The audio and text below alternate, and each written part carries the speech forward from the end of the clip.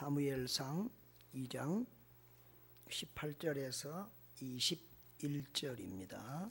사무엘은 어렸을 때에 세마포 에봇을 입고 여호와 앞에서 섬겼더라. 그의 어머니가 매년 드리는 제사를 드리러 그의 남편과 함께 올라갈 때마다 작은 겉옷을 지어다가 그에게 주었더니 엘리가 엘가나와 그의 아내에게 축복하여 이르되 여호와께서 이 여인으로 말미암아 내게 다른 후사를 주사 이가 여호와께 대신하여 얻어 바친 아들을 대신하게 하시기를 원하노라 하였더니 그들이 자기 집으로 돌아가매 여호와께서 한나를 돌보시사 그로 하여금 임신하여 세 아들과 두 딸을 낳게 하셨고 아이 사무엘은 여호와 앞에서 자라니라. 아멘.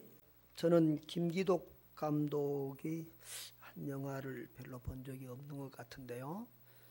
이분이 18편의 영화를 만들었는데 그중에 10만 이상의 관객을 동원한 영화는 13개밖에 안 됩니다.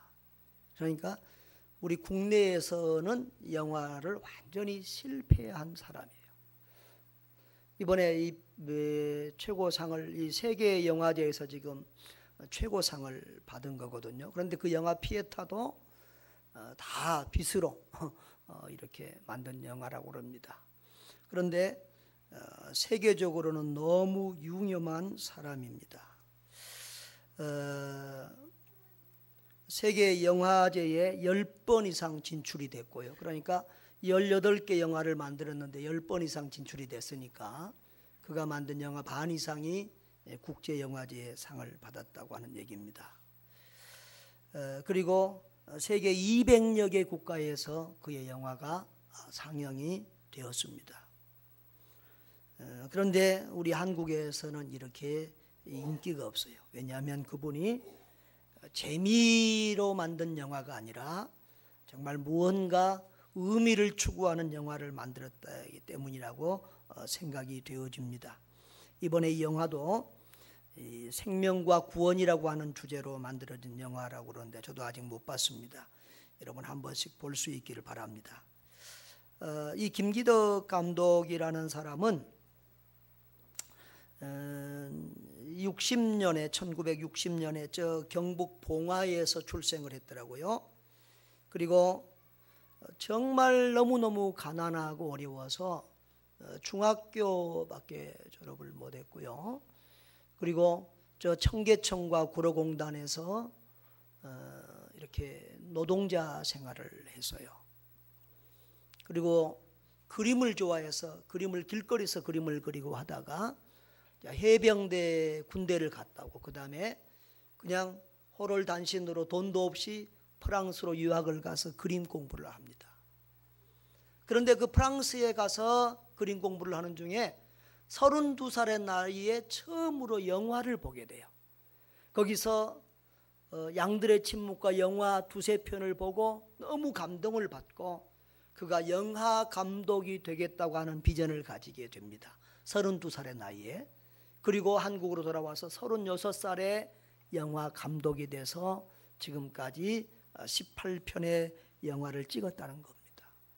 그런데 이분이 제가 이분을 좀 이렇게 얘기하는 것은 이분이 그런 어려운 환경에서도 믿음을 가지고 살았다는 거예요. 그가 다니던 학교가 보니까 그 농업학교인데 중학교가 이쪽에 고양시 쪽에 있더라고요. 고양시 쪽에 있었던 학교인데 삼해학교라고 해서 정부 인가도 안 난 그런 학교, 아주 어려운고 가난한 사람들을 데려다가 농업을 가르치는 그런 학교였는데 기독교 학교였어요. 근데 지금은 이제 정부에서 그 학교를 폐쇄시켜서 그 자리에 삼해교회가 생겼다고 합니다. 그런데 국민일보에 보니까 그 옛날에 그 김기덕 씨를 가르쳤던 그 선생님들이 나와서 옛날에 그 김기덕 씨를 회상하면서 하는 얘기들이 있어요.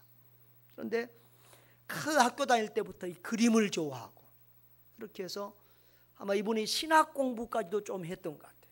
그러다가 프랑스로 갔는데 그 그림을 아주 잘 그려요. 보니까 그림도 보니까 거의 예수님에 대한 그림, 성경에 대한 그림들이 참 많아요. 그리고 영화 중에도 보면 사마리아 이런 제목, 기독교 영화는 아니지만 정말 기독교적인 그런 의식과 색채를 가지고 의미 있는 영화를 만들어 보려고 몸부림치는 것을 볼 수가 있었습니다. 그러니까 우리는 보통 좋은 영화 그러면 관객이 많이 몰리는 영화 그렇게 생각해요. 참 우리가 알고 보면 세상에 속고 사는 것이 너무 많다 싶은 거예요. 관객이 많이 모여야 우리는 그 영화가 좋은 영화, 잘된 영화라고 생각해요. 이번에 관객이 1000만 이상 모인 영화가 있어요. 저 아직 못 봤어요. 제목이 뭐지요? 도둑들이에요. 그 도둑들 영화에 뭔 좋은 게 있겠어요? 우리 집사람은 보러 한번 가보자고 사정했더니 도둑들이라고 그러니까 그게 뭐가 볼 게 있겠냐고 안 간대요. 저도 못 갔어요. 그래서 저는 이 대중들이 뭘 좋아하는데 1000만 이상 관객된 영화는 한번 봐야 안 되겠냐 가보려고 그랬더니, 그리고 또 그 다음에 한 400~500만 이번에 모이는 또 히트친 영화가 있었는데 그 영화 제목은 뭐였죠? 바람과 함께 사라지다. 그런데 뭐가 바람과 함께 사라졌나 그러면 서빙고의 얼음이 바람과 함께 사라진 거예요.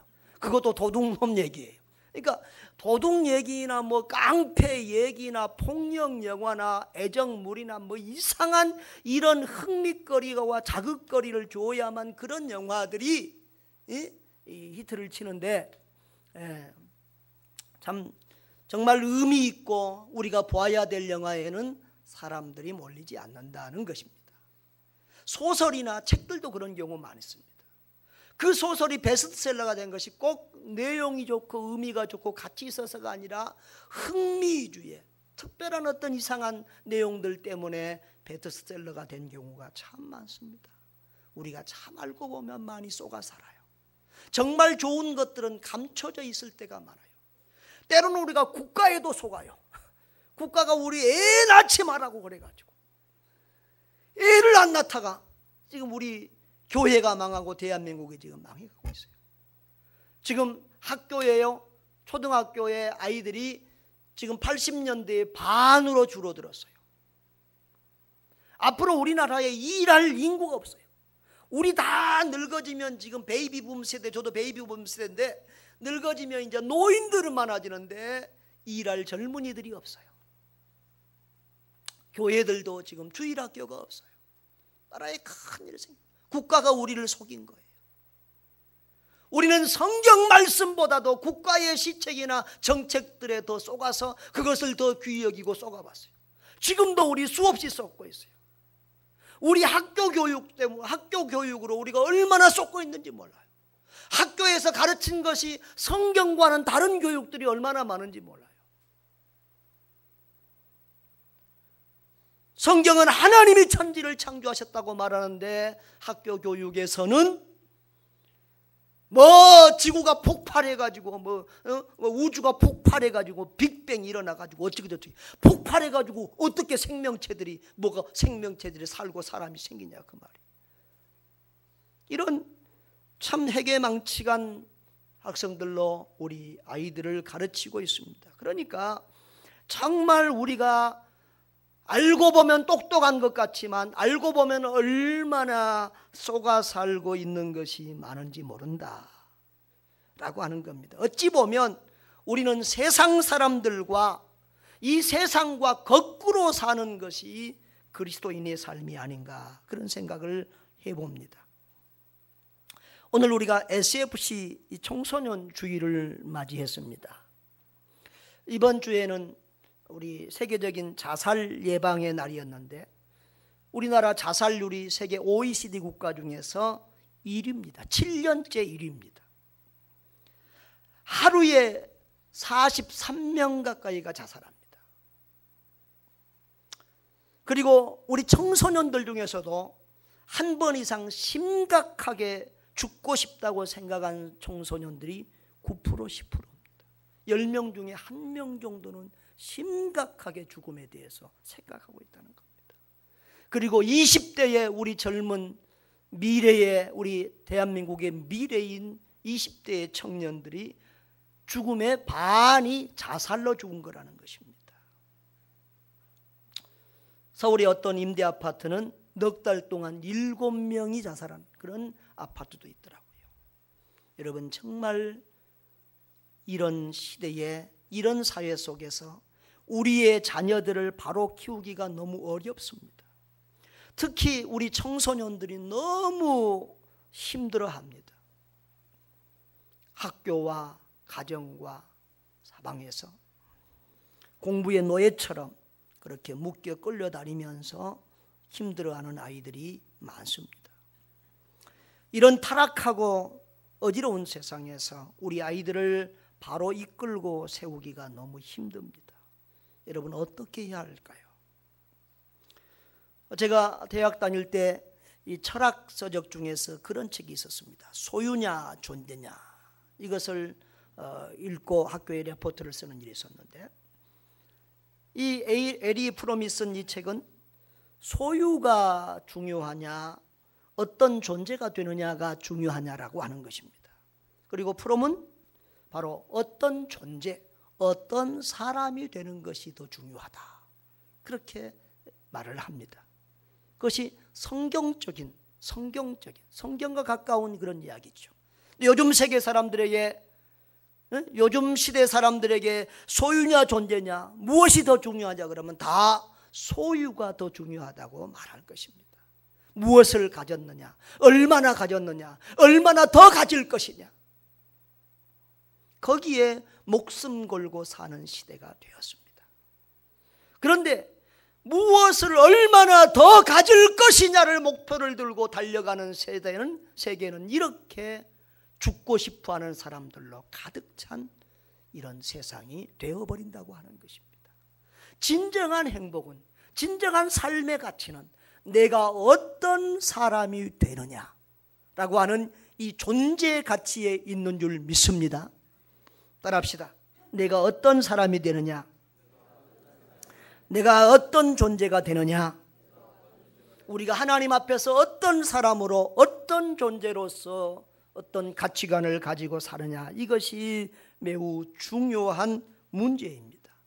이 바른 삶의 존재 의미와 가치관을 우리 자녀들에게 바로 심어줘야 이 어린이 시절, 이 사춘기 청소년 시절을 건강하게 지내고, 그리고 건강한 국민으로서, 건강한 시민으로서, 건강한 그리스도인으로서 이 세상을 바로 살 수 있게 될 것입니다.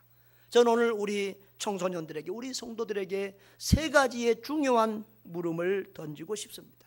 가장 중요한 것은 먼저 우리가 누구처럼 살 것이냐는 것입니다.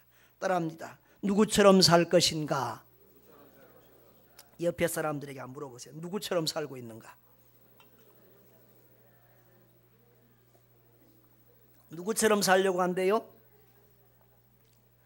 여러분, 우리가 인생을 살면서 누군가 우리의 모델이 되는 사람, 우리의 롤 모델이 있으면 우리가 우리 삶을 살아가는데 매우 큰 도움이 됩니다. 여러분, 우리가 누군가를 롤 모델로 삼으면 가장 완벽하신 분을 모델로 삼고 가는 게 좋겠죠. 그런데 바로 가장 완벽한 분은 누구지요? 하나님이십니다. 예수님도 마태복음 5장 48절에 하늘에 계신 너희 아버지의 온전하신 같이 너희도 온전하라 그랬습니다. 그런데 여러분, 우리가 하나님은 잘 보이지도 않고 우리와 같은 환경 속에 살지도 않고, 그래서 하나님을 우리가 닮아간다, 이것은 너무 추상적이고 좀 어렵습니다. 그런데 감사하게도 하나님께서 인간의 몸을 입고 이 땅에 오셔서 우리와 같은 환경에서 우리와 같은 삶의 길을 걸어가셨습니다. 그분이 어떤 분이지요?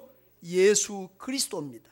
그래서 우리는 그 예수 그리스도를 쉽게 닮아갈 수 있습니다. 우리는 하나님의 형상대로 지음받았기 때문에 하나님 아버지를 닮아야 되는데, 그 안 보이는 하나님이 예수 그리스도로서 우리에게 보여지고 우리 삶 가운데 함께 하셨다는 거예요. 그런데 우리가 누군가를 닮고 싶어도 그분에 대한 자료가 없고 내용이 없으면 본받고 닮기 어려운데, 예수님에 대한 기록은 많이 있고 예수님에 대한 자료는 많이 있기 때문에 우리가 그 예수님을 본받고 따르기가 매우 쉽고 좋습니다. 할렐루야. 여러분, 우리는 누구처럼 살아야 된다고요? 예수님처럼 살아야 돼요. 우리의 직업은 다 달라도, 우리의 환경은 다 달라도 우리 모두는 예수님처럼 살고자 하는 그런 열망을 가지고 살아야 됩니다. 그래서 여러분의 삶의 현장에서, 여러분이 닥치는 모든 일 속에서 예수님이라면 어떻게 하실까, 이런 무릎을 늘 던져야 됩니다. 예수님이 선교중앙교회 목사라면 어떻게 하실까? 예수님이 저 중앙하점 신발가게 사장님이라면 어떻게 하실까? 예수님이 여러분의 식당의 주인이라면 어떻게 하실까?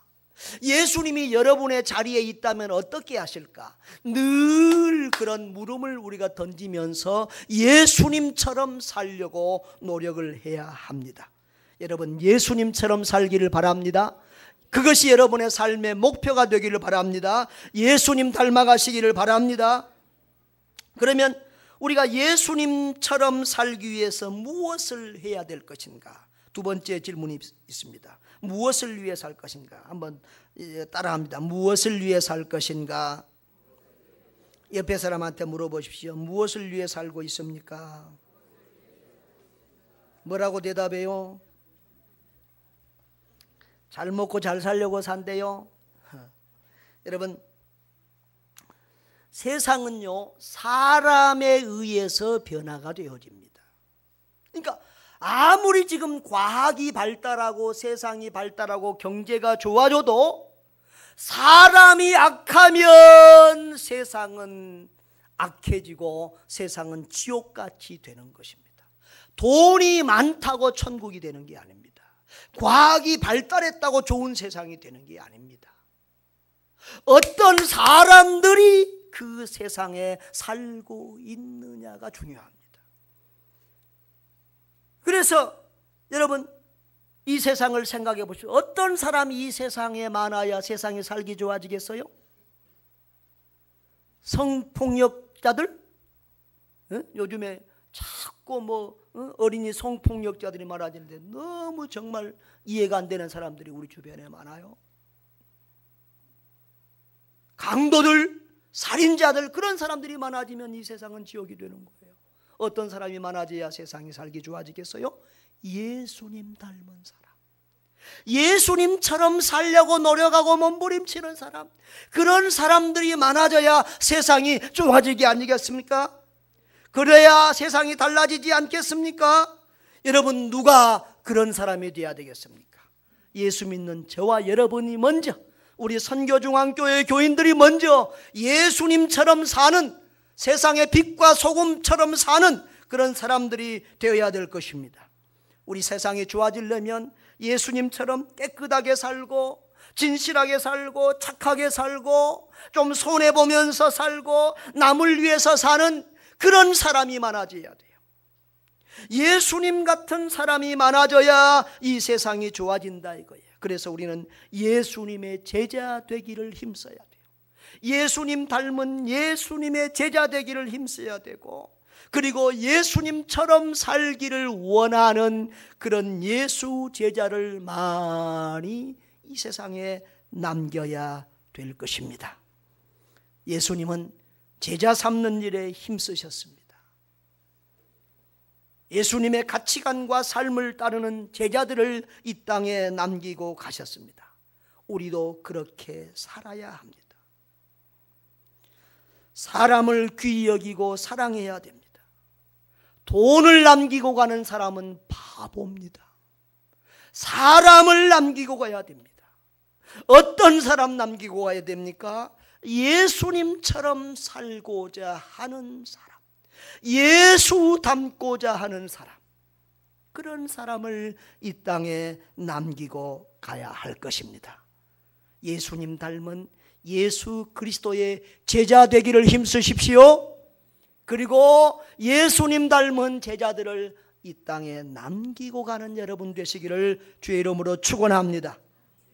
세 번째, 우리가 또 우리의 다음 세대들이 알아야 될 것이 무엇입니까? 어떻게 살 것인가 하는 문제입니다. 따라합시다. 어떻게 살 것인가? 그러면 예수님 닮기 위해서, 예수 제자 삼기 위해서 우리는 어떻게 살아야 할 것인가 라는 문제입니다. 오늘 본문 18절을 보면 사무엘은 어렸을 때에 세마포 에봇을 입고 여호와 앞에서 섬겼더라 그랬습니다. 그런데 이 말은 그 앞에 나온 17절과 대조가 되는 말입니다. 그 당시의 역사적인 상황을 조금 얘기해 보자. 그러면 이제 여호수아가 죽은 후에 사사시대가 400여 년 전개가 됩니다. 그 사사시대는 뚜렷한 지도자가 없고 아직 왕이 세워지기 전입니다. 하나님께서 그때그때 이스라엘이 위급할 때마다 지도자 이 사사들을 세워서 이스라엘을 다스릴 때였습니다. 이스라엘 역사상에 참 암흑시대와 같이 어두운 시대였습니다. 그런 시대에 이 엘리라고 하는 제사장이 있었습니다.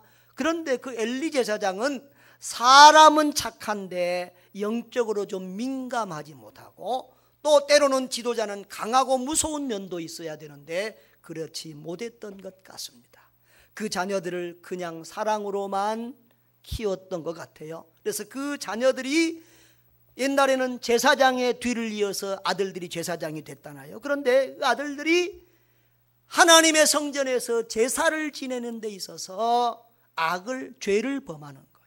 성도들이 제사 지낼 짐승과 제물들을 가져오면 하나님 앞에 드리기 전에 자기들이 갈취하고 좋은 부분, 맛있는 부분들을 빼다가 먹고 심지어는 성전에서 음행을 범하는 이런 죄악들까지 범해서 하나님이 통곡하고 참 하나님께서 한탄하고 계실 그런 때였습니다. 그래서 17절에 보면 이 소년들의 죄가, 어떤 소년들이죠? 엘리의 두 아들 홈리와 비누아스의 죄가 여호와 앞에 심히 크면 그들이 여호와의 제사를 멸시하였더라.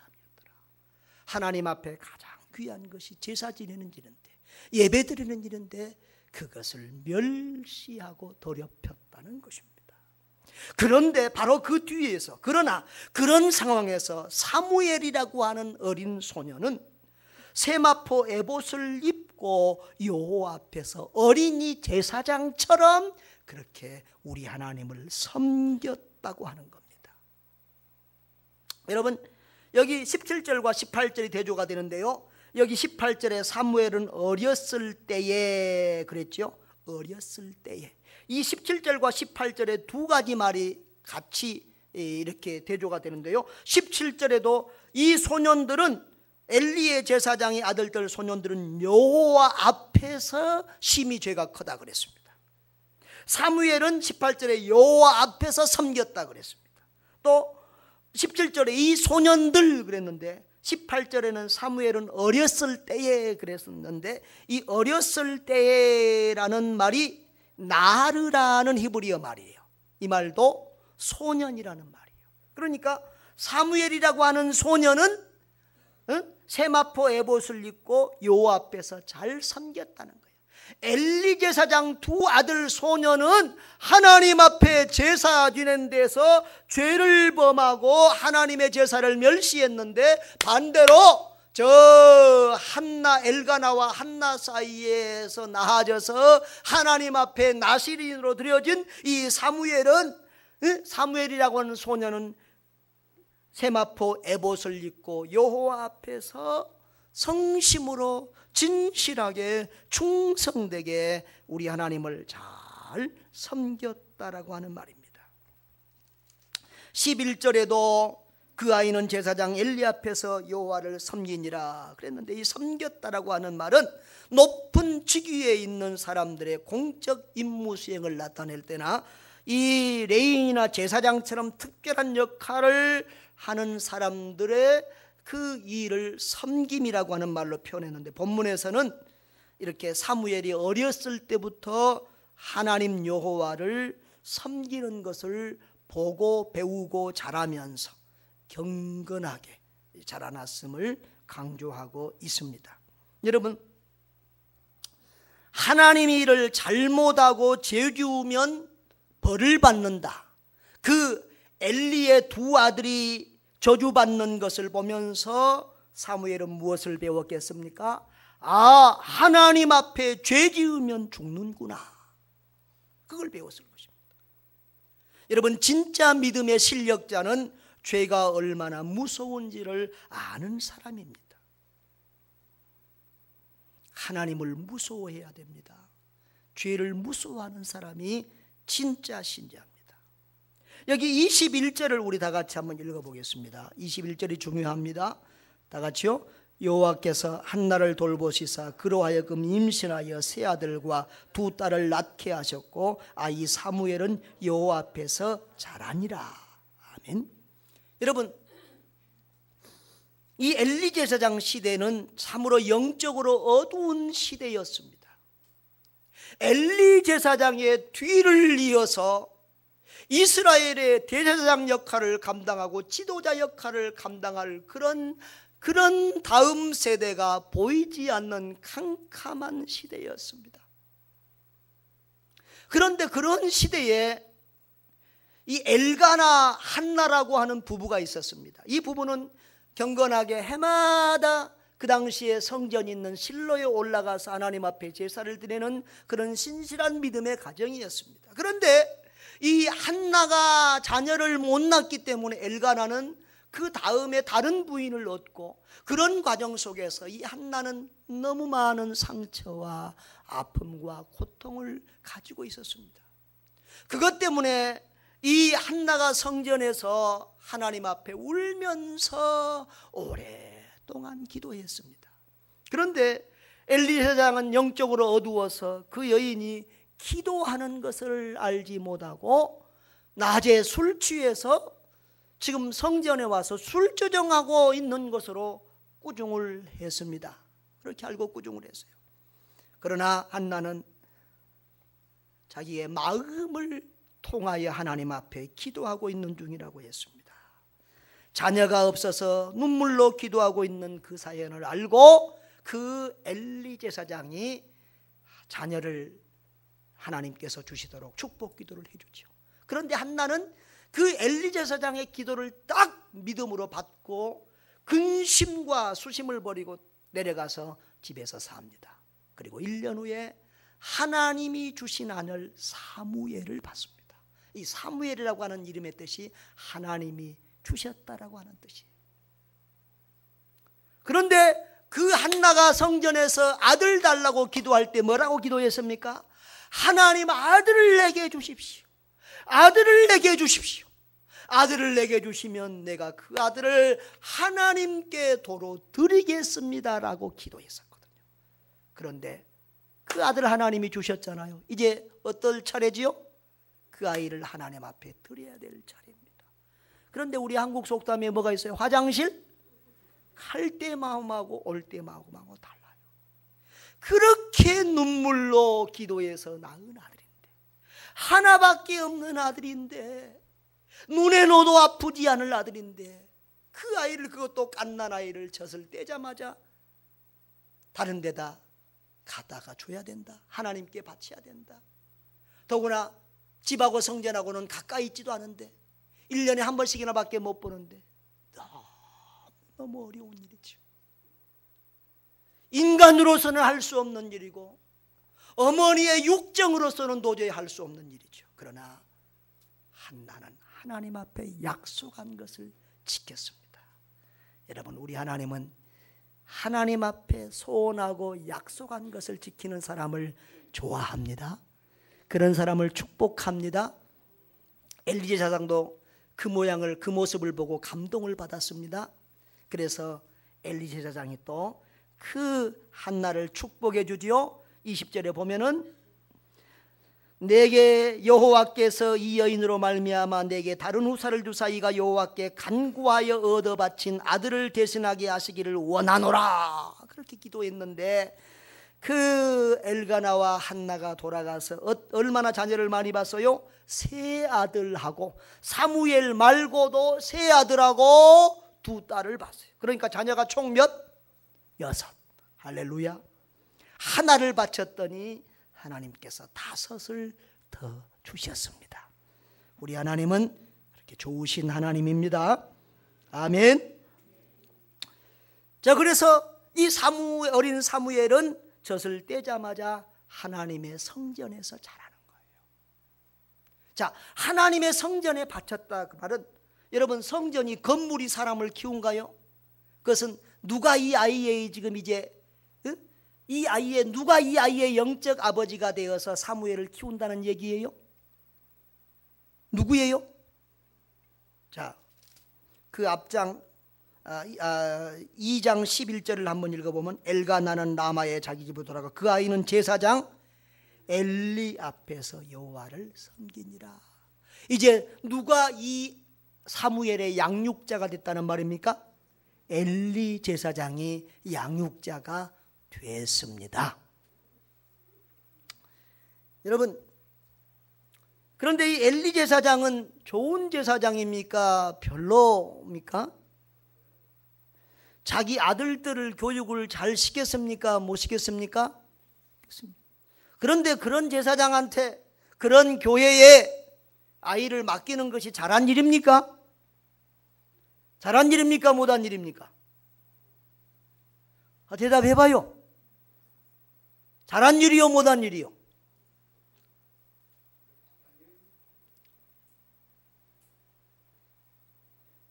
한나는 이런저런 결과를 따지기 이전에 그 한나에게는 하여튼 엘리 제사장이 나중에는 벌을 받고 그 집안이 대가 끊어지는 그런 징계를 받았지만, 그러나 한나는 늘 엘리 제사장을 하나님의 대제사장으로 여기고 존중했던 것을 볼 수 있어요. 그래서 엘리 제사장이 기도를 할 때마다 한나는 딱 믿었어요. 아들 둘이라 딱 믿었어요. 사무엘 대신 다른 아들 둘이라 딱 믿었어요. 그리고 그 믿음대로 축복을 받았어요. 할렐루야. 그리고 여러분, 아무리 제사장이 조금 참 그렇지만 영적으로 둔감하지만 그래도 누구보다는 나아요? 그래도 엘가나 한나보다는 더 하나님에 대해서 많이 알고 말씀에 대해서 많이 알 게 아니겠습니까? 그래서 그 엘리 제사장이 이 사무엘을 가르쳐 가는 거죠. 사무엘이 나중에 보면은 3장에 보면은 하나님의 음성을 듣습니다. 사무엘아 사무엘아. 그럴 때 사무엘이 아직 어리니까 하나님을 만나본 경험이 없으니까 몰라요. 그래가지고 엘리 제사장이 부른 줄 알고 달려가서 부르셨습니까? 그러니까 나 너 안 불렀다. 가서 자거라. 또 가서 자는데 또 하나님이 사무엘아 사무엘아 부르니까 또 달려가서 부르셨습니까? 안 불렀다. 세 번째 또 그 음성을 듣고 또 달려가니까 엘리 제사장이 뭐라고 생각하죠? 아, 하나님이 이 아이를 부르고 계시는구나. 그래서 사무엘에게 이렇게 가르치죠. 사무엘아, 이제 또 너를 부르는 음성이 듣거든 주여 말씀하옵소서. 주의 종이 여기 있나이다. 그렇게 대답을 하거라. 그래서 사무엘이 엘리 제사장에게 배운 대로 그렇게 하니까 하나님과 사무엘 간의 대화가 소통이 되죠. 이렇게 엘리 제사장은 여러 가지로 부족한 제사장이었지만 그래도 사무엘에게 영적으로 이렇게 하나님의 음성을 듣는 법을 가르쳐주고 하나님과 교제하며 믿음 안에서 자라는 법들을 가르쳐 주었던 것입니다. 할렐루야. 그런데 사실은 사무엘은 엘리 제사장에게 영향받은 것보다 하나님께 영향을 받은 게 더 컸죠.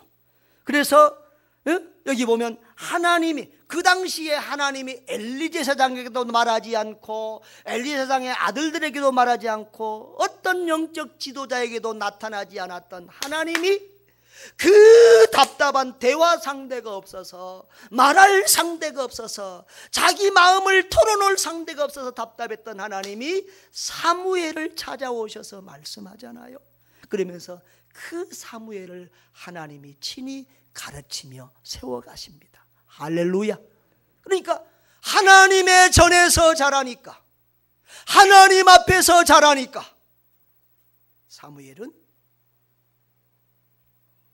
사람의 영향보다는 하나님의 영향을 많이 받고 하나님께서 직접 키워주시는 그런 축복을 받았다라는 말이에요.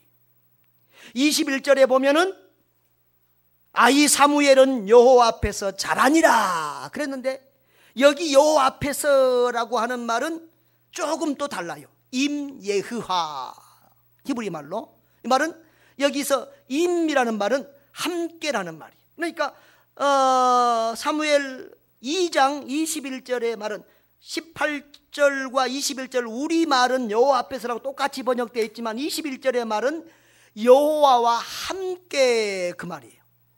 함께, 하나님과 함께 자랐다는 거예요. 하나님과 함께 살았다는 거예요. 여러분, 참 이것이 얼마나 중요한 의미를 가지고 있는지 모릅니다. 출애굽기 34장 28절에 보면은 모세가 시내산에 올라가서 40일 동안 금식 기도하면서 율법 10계명을 받는데, 그때 하나님께서 그 금식하며 기도하는 모세와 함께 했다 그랬어요.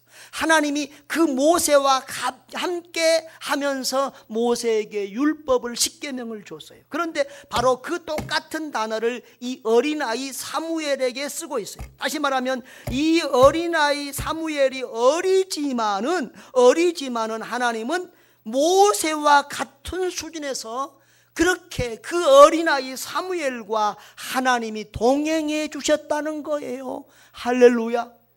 위대한 지도자 모세, 수십 년 동안 예수 믿은 모세만 아니라 이제 어린아이, 그런 소년 사무엘과도 우리 하나님이 함께 하시고 교통하시고 소통하신다는 거예요. 그렇게 친밀히 하나님이 가까이 하신다는 거예요. 할렐루야. 그러면서 이 사무엘상의 성경이 계속해서 18절에도 사무엘이 여호와 앞에서 섬겼더라 그랬고, 21절에도 사무엘은 여호와 앞에서 자라니라 그랬고, 26절에도 사무엘이 점점 자라며 여호와 사람들에게 은총을 더욱 받더라 그랬고요. 또 3장 19절에도 사무엘이 자라며 여호와께서 그와 함께 계셔서 그의 말이 하나도 땅에 떨어지지 않게 하셨다 그랬습니다. 이렇게 사무엘이 하나님 앞에서 자랐다, 하나님과 함께, 하나님이 사무엘과 함께 하셨다라는 말이 계속해서 반복되고 있는 것을 볼 수 있습니다. 그것이 사무엘의 자람에 대한 그런 전체적인 그런 통합적인 설명입니다. 이렇게 사무엘이 하나님의 전에서 하나님 앞에서 자랄 때 우리 하나님이 함께 하시고 그를 제자로 만들어 가시고 그를 하나님 나라의 위대한 지도자로 세워 가셨음을 볼 수가 있습니다. 여러분, 우리가 여기서 오늘 깨달을 것이 무엇입니까? 우리 아이들도 어른보다 더 하나님의 은혜를 받을 수 있고 하나님과 함께하며 동행할 수 있다는 거예요. 하나님의 더 큰 사랑과 인정을 받을 수 있다는 거예요. 그러므로 우리는 절대 우리의 어린 자녀들을 영적으로 무지하지 마십시다. 나만 성경 깨닫고 우리 아이들은 성경 어려워서, 목사님 설교 어려워서 못 깨닫는다, 그런 착각을 하지 마십시다. 하나님이 기도할 때 우리에게만 눈물을 주시고 하나님이 찬양할 때 우리에게만 눈물을 주시고 우리만 만나주신다고 착각을 하지 마십시다. 오히려 우리 아이들을, 순수하고 깨끗한 우리 아이들을 하나님이 더 좋아하고 사랑하고 더 큰 은혜를 베풀어 주실 수 있다는 사실을 기억하시기를 바랍니다. 여러분, 하나님 앞에서 이렇게 하나님 앞에서 키우면, 하나님 앞에서 살면 우리 하나님이 키워주십니다. 여러분, 교회 중심, 예배 중심으로 살면 하나님이 키워주시고 하나님이 사용해 주셔요. 제가 어떤 분에게 권사님이 자식 농사 제일 잘한 것 같아요 그랬더니 그분이 그래요. 우리 애한테 물어보세요. 지는 하나님이 다 키워줬대요. 그래요. 근데 제 생각에 그 말이 딱 맞다 이겁니다. 엄마가 한 일은 예배에, 교회에 부지런히 데리고 온 일밖에 없어요. 그랬더니 하나님이 키워주셨어요. 하나님이 올바로 자라도록 키워주셨어요. 하나님께 효도하고 부모님께 효도하는 자녀로, 하나님 중심, 성경 중심, 교회 중심의 자녀로 길러주셨어요. 여러분, 한나는 젖먹이 어린아이를 떼서 하나님의 교회에다 갖다가 성전에 갖다 바쳤어요. 그리고 그 아이는 제사장 밑에서, 요즘 말로 하면 목사 밑에서 자랐어요. 그리고 엄마는 1년에 한 번씩 가서 옷한벌 지어다 주는 그 정도였어요. 그럼에도 불구하고 사무엘은 너무 멋있게, 너무 훌륭하게 하나님의 역사를 이어가는 위대한 인물로 자랐어요. 그 사무엘에 의해서 이스라엘의 왕 첫왕 사울과 둘째 왕 다윗이 세워진 거 아니겠습니까? 여러분, 우리 아이들도 우리와 똑같은 인격체와 영성을 가지고 있습니다. 어른들과 똑같이 하나님의 음성을 듣고 하나님의 말씀을 들을 수 있습니다. 우리 아이들을 하나님 앞에서 자라게 하십시다. 예배의 성공자로 자라게 하십시다. 여러분, 믿음 좋은 부모는 서울대 간 자녀보다도 주일 잘 지키고 예배 잘 드리면 그런 자녀를, 좀 좋은 대학 못 갔어도 서울대 간 아들보다도 예배 잘 드리고 주일 잘 지키는 명지대 간 훈신이가 더 자랑스럽다 이거예요. 믿는 부모는. 일수야 권사님도 그렇지요? 교회 안 나오고 서울대 갔으면 좋겠습니까? 대답이 시원치 않습니다. 둘 다 잘하면 서울대도 가고 예배도 잘 드리면 그건 금상첨화. 그러나 예배 안 드리고 주일 안 지키고 서울대 간 아들보다는 믿음 지키며 예배 잘 드리며 명지대 간 아들이 훨씬 더 자랑스러운 거예요. 좋은 직장, 돈 많이 직장 다니면서 주일 안 지키는 아들보다는 중소기업에 다녀도 자영업을 하고 구멍가게를 해도 주일 지키고 믿음 지키고 예배생활 잘하는 아이들이 부모에게는 자랑스러운 거예요. 그게 정상적인 믿음의 부모예요. 여러분, 우리의 자녀들을 믿음의 자녀들로 키우십시다. 하나님 음성을 들을 줄 아는 자녀들로 키우십시다. 하나님 두려워하는 아이로 키웁시다. 그러면 하나님이 쓰십니다. 세계적인 리더로 하나님이 사용하실 것입니다. 여러분, 때로는 그렇습니다. 우리가 아이고 예배를 데리고 나와도 애가 변하지를 않아요. 여러분, 하루아침에 되는 게 아니에요. 사무엘이 하나님의 음성을 들을 때까지 하루에 됐어요? 아니에요. 몇 년이 지났어요. 모든 예배에 자꾸 나오다 보면 어느 땐가 영이 열릴 때가 있어요. 어느 땐가 귀가 열리고 마음이 열리고, 아, 예수님이 나를 위해서 이 땅에 오셨구나. 예수님이 십자가에 왜 죽었나 했더니 나의 죄 때문에 예수님이 피 흘려 죽으셨구나. 예수님이 나를 구원하시려고 부활하셨구나. 언젠가 말씀 속에서 절절히 그 십자가의 은혜가 체험되고 체득될 때가 와요. 그 주님의 사랑에 감동되고 그 주님이 없으면 살 수 없는 그런 은혜의 자리에 이르게 돼요. 그 하나님 사랑에 젖어서 나도 모르게 사랑의 사람으로 변화되는 그런 단계가 오는 거예요. 여러분, 그러니 우리 자녀들을 하나님의 전에서 자라게 하십시오. 하나님 앞에서, 목사 앞에서 자라게 하십시오.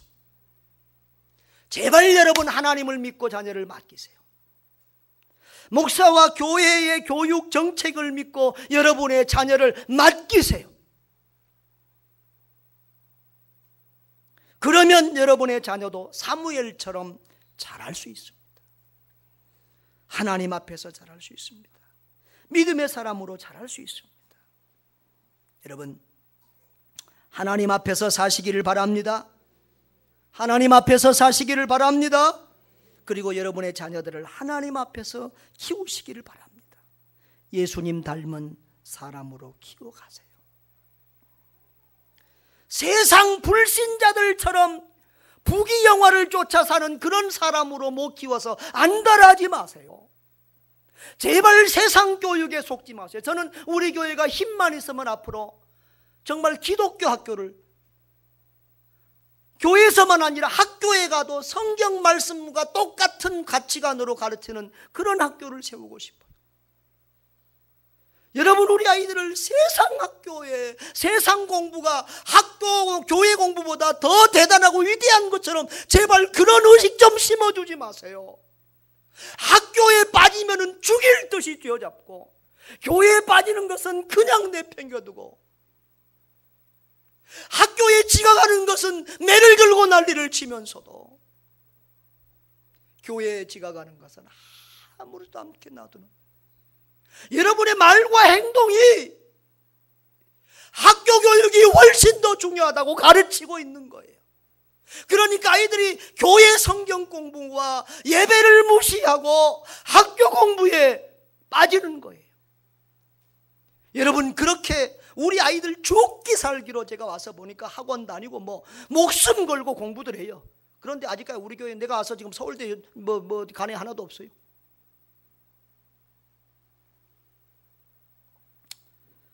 세상 교육이,